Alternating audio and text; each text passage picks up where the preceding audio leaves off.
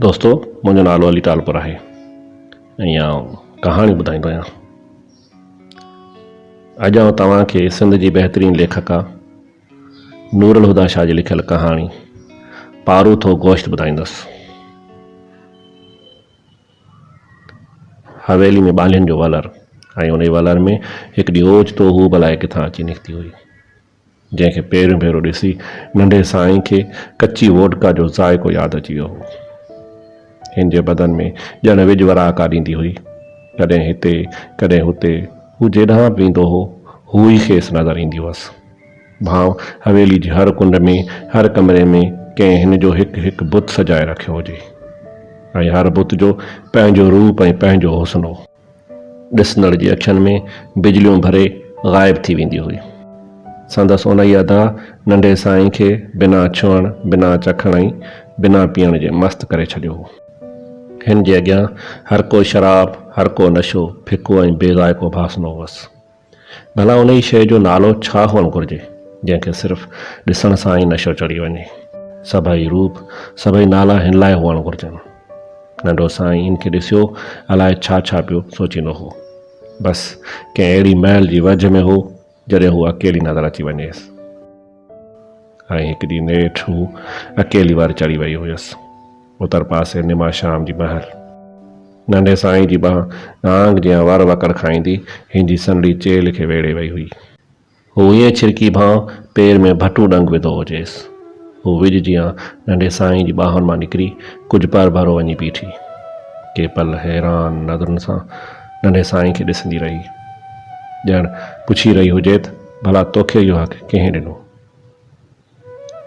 पोइ ओचितो वठी डोड़ पाताईं हू नंढे साईं जी अखियुनि में बिजलियूं भरे ग़ाइब थी वई। उन जो शदीद अहसासु थूहर जे कंडनि जीअं नंढे साईं जी निड़ी में चुभणु लॻो। हिन खे शायदि इहा कल्ह ई कान हुई त मालिक जो घर जी हर शइ ते हक़ु हूंदो आहे। नंढो साईं त हिन हवेली जो मालिक हुयो, वॾे साईं जो वॾो फर्ज़ंद, मुस्तक़बिल में गादी जो वारिस। हिन जो त ॼण काइनात जी हर शइ ते हक़ु हो। हूअ त पोइ उन ई काइनात मंझां हिकु हुई। हिकु ॾींहुं नंढो साईं हवेलीअ में अंदरे पासे आयो। मांस जे कमरे में विझ पे वराका ॾिना। विझ जा चमकार ॾिसी हू बि माणस जे कमरे में हलियो आयो। हिन खे ॾिसी नंढे साईं जी अखियुनि में बिजलियूं भरिजी आयूं। औरत जे बदन ते पोती वेड़ियल न हुजे त पोइ क़यामतनि जा आसार वेझा थी वेंदा आहिनि। गालीचे ते बुर्श ॾींदे हिन जे बदन अनेक रूप थे मटाया। भां ते लठिया सतरंग धरतीअ ते लही आया हुजनि। ओचितो इन दरवाज़े खे टेक ॾेई बीठल नंढे साईं खे ॾिसी वरितो। अलाए छो हिन खे भटूं जो डंग यादि अची वियो। हू टिप ॾेई उथी बीठी ऐं पींगे जी घोड़ी ते टंगियल पोती लाहिण लाइ उन ई खां अॻु जो हू पोती सां पाण ढके नंढे साईं जूं शिकारी बाहूं कणस नांग जीअं वेड़े वयूं। भॼी छो थी? इहा क़यामत जहिड़ी जवानी लिकाइण लाइ थोरी हूंदी आहे। इहा त लुटाइण लाइ आहे। जेतिरी लुटाए सघी लुटाए, मोट में असां तुंहिंजो घर भरे छॾींदासूं। नंढो साईं बिना पीअण जे बहकण लॻो। हैरान ऐं हीसियल निगाहनि सां के खन नंढे साईं जो चहिरो तकींदी रही जेको शैतान जो रूप धारे बीठो हो। नंढे साईं नमी पंहिंजा चपनि जे चपनि ॾांहुं वधाया, पर उन ई खां अॻु जो क़यामत अचे हिन जा ॾंद नंढे साईं जी बाह में खुपी विया। हिकिड़ी दांह जेका नंढे साईं जी निड़ी में अटकी पई, भांकरनि जो घेरो टुटी पियो हो, विझ जीअं वराका ॾींदी ग़ाइब थी वई। ही केरु आया मां? हिन खे दालान में कणिक छिड़ींदो ॾिसी नंढे साईं मांस खां पुछियो, ॼण पहिरियों भेरो ॾिसी रहियो हुजेसि। हुन बि शायदि नंढे साईं जो सुवालु ॿुधी वरितो हो, तॾहिं हिन पंहिंजो मुंहुं भितॾां करे छॾियो हो। छो? माउ पुट जे शौक़ खां ॼाण त न हुई, सो ॾाढे गौर सां हिन जो चहिरो तकणु लॻी। ईअं ई पुछां थो, अॻु कॾहिं त कान ॾिठी अथमि। हो घबराइजी वियो। खुदू जी कुंवार आहे त नई, पर ॾाढी सुघड़ ज़ाल आहे। मूं त पंहिंजा कम गुलां खां वठी हिन जी बिले कया आहिनि। नंढे साईं जूं नज़रूं हिन जे बदन जी क़यामतनि जो तवाफ़ करे रहियूं हुयूं। इहो ॿुधी त हू परिणियल आहे, अलाए छो नंढो साईं विसामी वियो। हवेली में त का बि अहिड़ी परनल कान हुई जंहिंजे बदन जो इफ़्तिताह कुंवारे हूंदे ई हवेली जे कंहिं न कंहिं साईं जी शौक़ जी कैंची सां न थियो हुजे। इहा रीत वॾनि खां हलंदी थी आई। हींअर नंढो साईं इहा पुराणी रवायत निभाए रहियो हो। हूअ बि शायदि इन इनायत खां महरूम न रहिया, पर हू ॿिए ॻोठ मां ख़ुदू सां लाऊं लही 1.5 महीनो खनि अॻु हवेली में आई हुई। ख़ुदू ॿाहिरि ओताक जो कमकार कंदो हो। संदसि अबा ॾाॾा बि नंढपण खां उन ई दर्जा टुकर खाईंदा रहिया हुआ ऐं पोयां वरसे में हिन खे छॾे विया हुआ। हू नई हुअण करे हवेली जे उसूलनि खां अणॼाण हुई, न त नंढे साईं खे मथां एतिरी महिनत न करणी पवे हा। पर परणियल हुअण जे बावजूदि हू ॼण वोडका जी भरियल बोतल हुई, जंहिंजो अञा कंहिं ढक बि न लाथो हुजे। नंढे साईं जे बेपनाह शौक़ में को बि फ़र्क़ु न आयो हो। बसि कंहिं अहिड़े महल जी वझ में हो जॾहिं हू अकेली मिली वञेसि। पर हूअ त ॼण माउंट एवरेस्ट हुई ऐं हिन जे अचण खां पोइ त ॼण को पैमाने बि नंढे साईं जो शौक़ु बणिजी वई हुई। हिकिड़ी नंढे साईं नेठि को पैमाने ॾांहुं पहिरीं विख ईअं वधाई जो हू धरती महल माणस जे बाथरूम में शावर हेठि पंहिंजनि समूरनि क़यामतनि समेत नज़र अची वई हुयसि। हू ॻोठाणी नए नमूने जे दरनि जो कड़ो ॾियणु ईंदो ई कोन हुअसि। दर सिर्फ़ु वराए छॾियो हुयईं। वॾे साईं जा कपिड़ा ऐं बाथरूम धोअण खां पोइ हू पाण बि शावर हेठि अची बीठी हुई। बाथरूम में वञण हिन लाइ केॾो पुरकशिश हो। ॻोठ में त नंढे हूंदे खां खटू बीह करे पोतीअ जी गोॾ ॿधी छल सां पंहिंजे मथां पाणी विझंदे विझंदे संदसि हथ ई साणा थी पवंदा हुआ। कंहिंजे अचण जो भउ बि कोन हुअसि। भला वॾी साइण जे बाथरूम में कंहिंजो कमु, तो हरू भरू उन ई पासे ईंदो बि त कोन हो।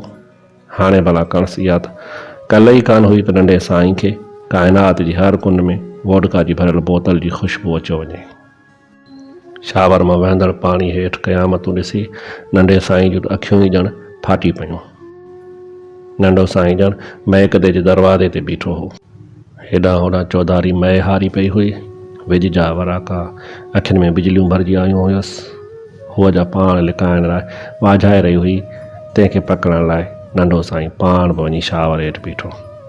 हुन ई खां अॻु जो नंढो साईं हथ वधाए हिन जूं रड़ियूं बाथरूम में गूंजण लॻियूं। भाउ पेर में भटू डंग विधो हुजेसि। हिन जे रड़ियुनि खां घबराइजी नंढो साईं तकिड़ो तकिड़ो बाथरूम मां निकिरी आयो। पाणी नंढे साईं जे कपिड़नि मां बि पिए टिमियो। माउ जे अचण जे डप खां पोएं दरवाज़े मां ई ॿाहिरि निकिरी वियो। हू अनेक पल बाथरूम जे दरवाज़े खे टेक ॾियो बीठी रही। कणस नंढे साईं जे मोटी अचण जो डपु हो। डठंदे दर जी सीर मां लियो पाताईं कमरे में को बि न हो। तकड़ा तकड़ा कपिड़ा पाए हू ॾिनल हरणी जियां वठी ॿाहिरि भॻी। दालान में नंढो साईं हारियल ज्वारी जियां बीठो हुयो। हू सचपच माउंट एवरेस्ट हुई। हिन जी चोटी ताईं रसण केॾो ॾुखियो हो। ऐं उन ई राति जॾहिं कमकार लाइ थकिजी टुटी ख़ुदू संदसि भर में अची खट ते लेटियो, तॾहिं दिलि भरिजी आई हुयसि। ख़ुदूअ जे सीने ते मथो रखी घुटियल घुटियल आवाज़ में चयाईं, सौट हिकिड़ी ॻाल्हि चवां। आवाज़ बि लुड़क घुटण करे भरिजी आयो हुअसि। छा आहे, रोई छो पई? ख़ुदूअ जे पुछण ते सचपच सुॾकी पई। आऊं हाणे हवेली कोन वेंदसि। हिन ॼण फ़ैसिलो करे छॾियो हो। छो? ख़ुदूअ खे संदसि इहो फ़ैसिलो नागवार महसूसु थियो हो। संदसि ॾस में कॾहिं बि कंहिं अहिड़ी ॻाल्हि कान चई हुई। हू नई हुई, पर उन जो मतिलबु इहो त कोन हो त हू एॾी वॾी बग़ावत करे। छो कान वेंदे? हवेली में कहिड़ा ॾंज पैदा अथई? ख़ुदूअ जे आवाज़ में कहिड़ी न धारियाए पई सख़्ती हुई। वराणे में हिन सुॾकनि जे विच में सॼी आखाणी करे ॿुधाई। ख़ुदि ॿुधंदो रहियो ऐं जॾहिं हिन ॻाल्हि पूरी कई तॾहिं कोठी में मौत जहिड़ी माठ पखिड़िजी वई। तूं ॻाल्हाई छो नथो? हिन खे ख़ुदूअ जी माठ खां मुंझ थियण लॻी। तो नंढे साईं सां ईअं करे चङो कोन कयो आहे। डिघी माठ खां पोइ ख़ुदू ॻाल्हायो। हिन ते ॼण छिप किरी पई। हू असांजा पीर मुर्शद आहिनि। असांजो सभु कुझु हिन लाइ ई त आहे। केॾी न वफ़ादारी हुई ख़ुदूअ जे लहजे में। तोखे का बि गैरत कान्हे? हू हैरान रहिजी वई हुई। हिन त ॿुधो हो त मर्द त ॾाढा गैरतमंद थींदा आहिनि, ॿनी ऐं वञी लाइ कंध कपाए छॾींदा आहिनि। हिन खे ख़ुदि खां नफ़रत महसूसु थियणु लॻी। भाउ हू किनी कसीअ जो को गंदो कीड़ो हुजे। ॾिस, हू आहिनि वॾा माण्हू, हिकिड़ी चुमी ऐं भाकर जे बदिले घर भरे छॾींदा आहिनि। पाण त हुए बि ग़रीब आहियूं। 1.5-2 मां हेॾी महांगाई में छा थो थिए? तूं जेकर नंढे साईं जी ॻाल्हि मञींदी रहे त नंढो साईं ईअं बि पंहिंजो झोलियूं भरे छॾींदो। ख़ुदूअ जे अखियुनि में लालच भरिजी आई। हू हैरान नज़रुनि सां ख़ुदू खे ॾिसंदी रही। ॾिस, हिते सभिनी पंहिंजा घर भरे छॾिया आहिनि। शादी खां अॻु आउं बि दुआऊं कंदो हुअसि, अला साईं मूंखे बि अहिड़ी ज़ाल ॾे जेका मुंहिंजो घर भरे छॾे। केॾो बेग़ैरत पियो महसूसु थियो। हिन जे कननि जा पर्दा ॼण फाटण लॻा हुआ। ॾिस, हाणे जो नंढो साईं तोखे चवे त संदसि ॻाल्हि ज़रूरु रखिजांइ। ख़ुदूअ जे लहजे में हुकुम हो। ॿुधी पई न मुंहिंजी ॻाल्हि? हू चुपचाप छित खे घोरींदी रही, का बि वराणी न ॾिनई। आउं छा पियो चवां? संदसि एॾी गहरी माठ ते ख़ुदूअ खे कावड़ अची वई। न, मूंखां इहो कमु कोन पुॼंदो। हिन पंहिंजो फ़ैसिलो ईअं ॿुधायो, भाउ ख़ुदूअ खे संदसि फ़ैसिलो मटाइण जो को बि हक़ न हो। औरत ॿियनि लाइ केॾी बि माउंट एवरेस्ट छो न हुजे, पर पंहिंजे मुड़ुस लाइ महज़ वारीअ जो नंढड़ो ज़रड़ो हूंदी आहे। ख़ुदूअ कावड़ में हिन ॾांहुं निहारियो। मुंहिंजी ॻाल्हि कोन मञींदे? न।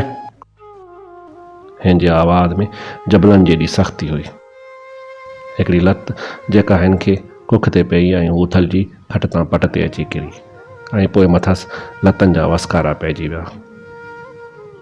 हू हिन जी छातीअ ते चढ़ी वेही रहियो ऐं ॿई हथनि जी निड़ी ते हुअसि। जे मुंहिंजी ॻाल्हि न मञींदे त आउं तोखे तलाक ॾेई छॾींदसि। केॾो भवाइतो थी वियो ख़ुदू जो चहिरो। हिन अखियूं पूरे छॾियूं, संदसि साह घुटिजणु लॻो। तूं भाई तऊं सॼी उमिरि 2 सवनि जे आसांगे ते घारे छॾिया, बुखूं मरां, पर तूं राणी बणिजी खाईंदी रहीं।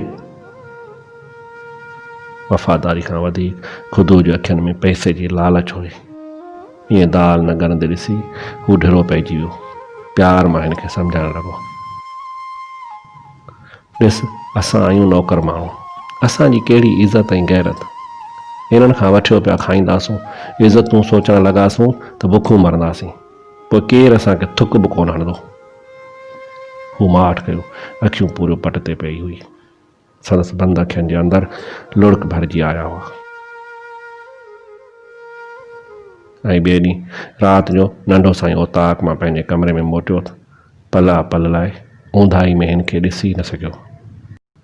ऐं जॾहिं लाइट ऑन कयई त ट्यूबलाइट जी रोशनी में हिन खे ॾिसी छिरकी पियो। हू कोच के ट्रेक जो गालीचे ते वेठी हुई। नंढे साईं खे ॾिसी हू मुरकी पई। मुअल मुअल मुर्ख। दर ॾेई छॾियो साईं, केरु अची न वञे। अॼु माउंट एवरेस्ट केॾो न हेठि लही आयो हो। नंढो साईं जेको नंढपण खां दर ॾींदो आयो हो, सो पला पल लाइ मुंझी पियो। दर ॾेई छॾियो साईं। हू पंहिंजे वात सां दावत ॾेई रही हुई, पर संदसि आवाज़ में को ज़हर हो, सो नंढो साईं महसूसु करे न सघियो। नंढो साईं दर ॾेई मुड़ियो त हू चोलो लाहे रही हुई। होरिया होरिया हिन जे बदन जूं क़यामतूं ज़ाहिर थियणु लॻियूं।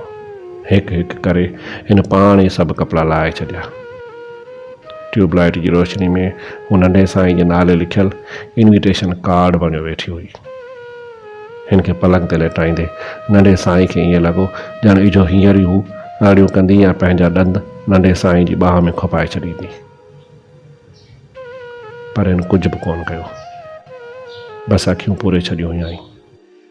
पिरे फुटी खां अॻु हू नंढे साईं जे कमरे मां ॿाहिरि निकिती त संदसि मुठ में 200 भरियल हुया। जॾहिं उहे 200 ख़ुदू खे ॾिना हुअईं, तॾहिं ख़ुदू ख़ुशीअ मां हिकु डिघी चुमी ॾिनी हुअसि। उन्हनि 2 ॻाढ़नि नोटनि खां पोइ नंढे साईं सचपुच हिन जो घर भरे छॾियो हो। रोज़ आधी महिल नंढे साईं जे कमरे में वेंदी हुई। नंढे साईं खे मथसि का बि महिनत कान करणी पवंदी हुई। ख़ुदि चयो हुअसि साईं खे एतिरो ख़ुशि करिजो साईं सोन मां तोखे ॻाढ़ो करे छॾे। ऐं हिन सचपच नंढे साईं खे ख़ुशि करे छॾियो हो। सोन मां ॻाढ़ी थियण लाइ न, ख़ुदि जी ख़ुशी लाइ, जंहिंसां निकाह जे 3 ॿोलनि संदसि मरण जीअण जो साथ लिखी छॾियो हो। हू जॾहिं बि नंढे साईं जे कमरे मां निकिरंदी हुई त नंढो साईं हथ में नोट ॾींदे चवंदो हुअसि सुभाणे ईंदे न। ऐं हू हावकारी में गंद धोणे पंहिंजी कोठी में ईंदी हुई त ख़ुदि संदसि इंतज़ार में पियो जाॻंदो हो। हिन खे ॾिसी हथ वधाईंदो हो पैसनि लाइ ऐं पोइ हिकिड़ी डिघी चुमी ॾींदो हो नोटनि खे। नंढो साईं 27 सालनि जो अची थियो हो। माणस हिकिड़े ॾींहुं भेणसि खे चयो हो केसी बांझनि ऐं शहर जे रननि जे पोयां पियो डोड़ंदो। मर्द माण्हू आहे, शादी जंजीर विझींसि त को ढिरो थिए। फ़ैसिलो थी वियो। ननपुड़ी सदा मलूक मंग वेठी हुयसि। नंढे साईं खे भला कहिड़ो एतिरा सोचायई त इहो बि भला मज़ो वठी ॾिसिजे, सो यकदमि खणी हावकार कयई। शादी जूं तयारियूं थियणु शुरू थियूं। उन ई नए शौक़ु सचमुच नंढे साईं खे थोरो ढिरो करे छॾियो हो। हाणे हू राति जो ईंदी हुई त रुगो साईं कणसि बिस्तरे में लेटाए भाकर पायो सुतो पियो हूंदो हो। हलण महिल त हाणे अक्सर नंढो साईं ख़र्ची ॾियण बि विसारे वेंदो हो ऐं ॿी राति अचण जो वाइदो बि न वठंदो हो। बसि हू पाण ई पई ईंदी हुई त मन अॼु नंढे साईं खे ख़र्ची ॾियणु यादि अची वञे त ख़ुदि जी कावड़ बि घटिजे। ऐं पोइ शादी वारो ॾींहुं बि अची वियो। नंढो साईं ख़ुशीअ मां कपिड़नि में न पियो मापियो। अॼु साईं मौज में अथई, अॼु साईं नवाज़े छॾींदई, वञ हींअर ई वञ, इजो हींअर ई अंदरि हवेली में वियो आहे। ख़ुदि ॿाहिरां सहकंदो आयो ऐं अखियुनि में कहिड़ी लालच हुअसि। न, अॼु आउं कोन वेंदसि। हिन खे ख़बर हुई त नंढे साईं जो इहो वक़्ती शौक़ु ख़तमु थी चुको आहे।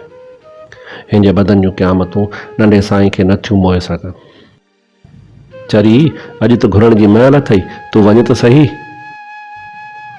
न, आउं कोन वेंदसि। हिन जवाबु ॾेई छॾियो। कान वेंदे? ख़ुदि मथां अखियूं कढियूं। हू हीसिजी वई। हू ख़ुदि जी मार खां ॾाढो डिॼंदी हुई। मारण वहिल हू केॾो ज़ालम बणिजी वेंदो हो। हू उथी बीठी भित में टंगियल आरसी में पंहिंजो पाण खे ॾिठाई। अॼु पंहिंजे लावण वारो वॻो ढकियो हुयईं। अॼु वरी मथसि रूप आयो हो। भाउ अॼु खां संदसि ई शादी जी राति हुजे। हिन सोचियो हो त अॼु हू नंढे साईं वटि कान वेंदी।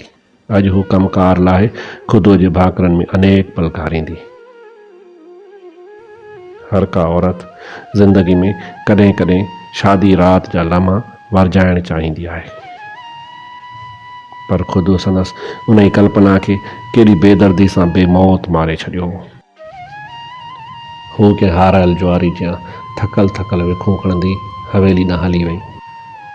ख़ुदि खे पक हुई त नंढो साईं अॼु दिलि ते नवाज़ींदो। हू खट ते लेटी जोणस जो ओसीड़ो करणु लॻो। ईअं पिए भायाई ॼण हू दुनिया जो सभ खां वॾो ख़ुशकिस्मत इंसानु हो, जंहिंजे पिंजरे में सोनी झिरकी बंदि हुई। हिन जूं अखियूं दरवाज़े ते खुतल हुयूं। हू अंदाज़ो हणी रहियो हो त नंढो साईं केतिरा ॻाढ़ा नोट ॾींदो। अधु कलाक खां पोइ कोठीअ जो दर खुलियो हो। दर जे तार खे टेक ॾियो बीठी हुई। ख़ुदि टिप ॾेई उथी वेही रहियो। वे, ख़ुदि जे आवाज़ में ख़ुशियूं ई ख़ुशियूं हुयूं। हिन का बि वराणी न ॾिनी। हू चुपचाप बीठी रही। हिन जूं अखियूं कब्रिस्ताननि जियां सुनसान हुयूं। केॾी थकल थकल पे लॻी, भाउ सदियूं पंधु कयूं हुजनिसि। हिन जे चहिरे ते पीड़ा जा पाछूला हुआ। ॾाढी जल्दी मोटे? ख़ुदि संदसि उजड़ियल उजड़ियल वजूद जी माना न पे सम्झी सघियो, पर हू चुप मौत जियां। छा ॾिनो साईं? ख़ुदि जूं नज़रूं हिन जे हथनि जो तवाफ़ करणु लॻियूं, जेके ख़ाली हुया, जिन में को बि नोट कोन हो। छा ॾिनो नंढे साईं? हू घबराइजी खट तां लही हिन जे वेझो अची बीठो। छा ॾिनई, ॿुधाई छो नथी? हिन जो आवाज़ु ऊचो थी वियो। हिन ॾिसण ते चाहियो त साईं अॼु केतिरो नवाज़ियो आहे, पर हिन जा चप भाउ मुअल इंसान जा चप, जिन ते का अधूरी ॻाल्हि अटकियल हुजे, जेका ओचितो मरी वञण जे करे चई न सघिजे। हिन जे चहिरे ते काइनात जो समूरो अज़ाब हो। आउं तोखे आहियां न। हिन कावड़ में वॾे सर चयो, ॼण हिन खे सुजाॻ करण थी चाहियाई। हिन जी डिघी माठ खां घबराइजी वो हिन जी ॻाढ़ी पोती जा पलांद, सुथण जा वार, चोली जे अंदरि जांचण लॻो त मथां हिन नोट लिकाया हुजनि। पर सभु कुझु ख़ाली हो। अॼु हू बि ख़ाली ख़ाली हो।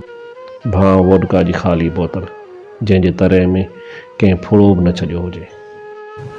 तूं वई हुए? हिन पुछो। कणस वैसा ई न पियायो त को अॼु बि साईं न वारींदो कोन। हू चुप हुई। हिन जी अखियुनि में दूर दूर ताईं वारी उॾामी रही हुई। तूं ॻाल्हाई छो नथी? ख़ुदि हिन खे कुलनि खां झले धूंधारियो। तॾहिं हिन वीरान ऐं उजड़ियल अखियूं खणी ख़ुदि ॾांहुं ईअं निहारियो, ॼण इहो पल, इहो हां उॾारींदड़ हिकिड़ो पल हिन जी ज़िंदगी जो आख़िरी पल हुजे। नंढे साईं चयो आहे। हिन जो आवाज़ सुॾकनि में विचरण लॻो। हा हा, छा चयो आहे नंढे साईं? उमीदनि जो ॾीओ जेको विसामण लॻो हो, सो ॿीहर ख़ुदि जी अखियुनि में ॿरण लॻो। नंढे साईं चयो आहे। अलाए छा हिन चवण ते चाहियो जेको हू चई नथी सघी। नंढे साईं चयो आहे त मूंखे तो मां पारूथे गोश्त जी धप थी अचे। इहो लफ़्ज़ जेको हिन जी निड़ी मां नथे उकलियो, सो सुॾकनि जे विच में ईअं चयाईं भाउ ज़िंदगी जो सभ खां वॾो हाञो ॿुधाए रही हुजे। नंढे साईं चयो आहे त मूंखे तो मां पारूथे गोश्त जी धप थी अचे। दरवाज़े जी चांठ ते वेही हू गोॾनि में मोह लिकाए हू ईअं सुरकी पई, ॼण हींअर हिन लम्हे हिन जो सुहाग लुटिजी वियो हुजे ऐं हू न चाहींदे बि फूअ जवानी में डुहागण थी वई हुजे।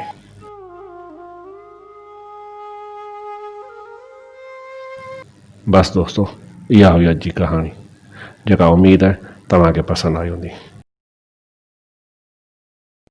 दोस्तों, तव्हांखे ही कहाणी जो सिलसिलो कीअं लॻी रहियो आहे, उन बाबति कमेंट सेक्शन में वञी पंहिंजी राय लिखी मोकिलींदा। ऐं हा, जेकॾहिं तव्हां नवां आहियो त मुंहिंजे हिन यूट्यूब चैनल खे सब्सक्राइब कंदा ऐं उन सां गॾु बेल जे बटण खे पिणु दॿाईंदा त जीअं हर ईंदड़ नई कहाणी तव्हां ताईं आसानी सां पहुची सघे। ऐं हा, जेकॾहिं तव्हांखे ही कहाणी पसंदि आहे त हिन खे लाइक कंदा ऐं पंहिंजे दोस्तनि सां शेयर पिणु कंदा। तव्हां सभिनी जी वॾी महिरबानी। Thank U.